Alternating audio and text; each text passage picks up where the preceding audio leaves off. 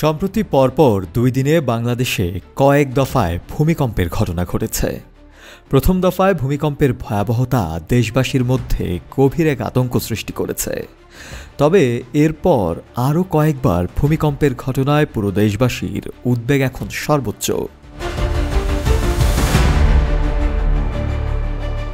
একমাত্র smart city Bashundhara, আধুনিকতায় এক ধাপ এগিয়ে। তবে ভূমিকম্পের রেকর্ডের ক্ষেত্রে উত্তর আটলান্টিকের বরফে ঘেরা দ্বীপরাষ্ট্র আইসল্যান্ড পৃথিবীর অন্যতম অবস্থানে রয়েছে।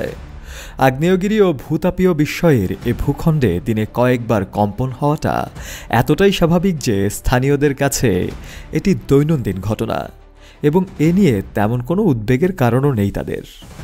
তবুও অবাক করার মতো তথ্য হলো 2023 সালে এমনও দিন গিয়েছে যেদিন মাত্র 24 ঘন্টায় 1600টিরও বেশি ভূমিকম্প ঘটেছে, অর্থাৎ ঘন্টায় 66টিরও বেশি ভূমিকম্প ঘটে দেশটিতে। একই হিসেবে দেখা যায় 1 মিনিটে একাধিক ভূমিকম্পের ঘটনা ঘটে দেশটিতে। এর চেয়ে অদ্ভুত তথ্য হলো একই বছরের আরেকটি দিনে বেসরকারিভাবে নথিবদ্ধ ভূমিকম্পের সংখ্যা 2200-রও বেশি ছিল।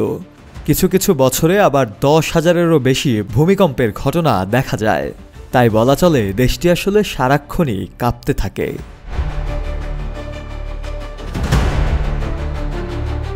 তবে এত বিপুল সংখ্যক ভূমিকম্প অবশ্যই প্রশ্ন জাগায়, এটা কি বিপদের সংকেত?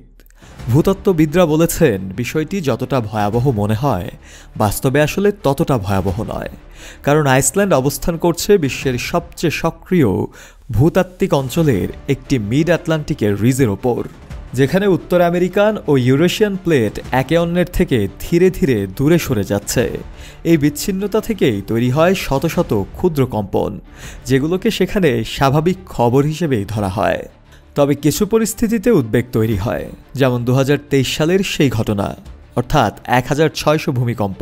এই ঘটনার পর ওই দ্বীপের কয়েকটি শহরে সাময়িক সতর্কতা জারি করা হয়েছিল।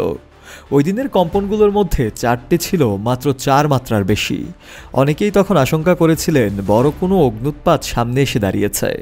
যদিও বড় ধরনের ক্ষতি হয়নি, তবে বিশেষজ্ঞ মহলের মতে এমন ঘন ঘন ভূমিকম্প ভবিষ্যৎ সম্ভাব্য অগ্ন্যুৎপাতের দিকেই ইঙ্গিত দেয়। শফিউল মাওলা, কালের কণ্ঠ।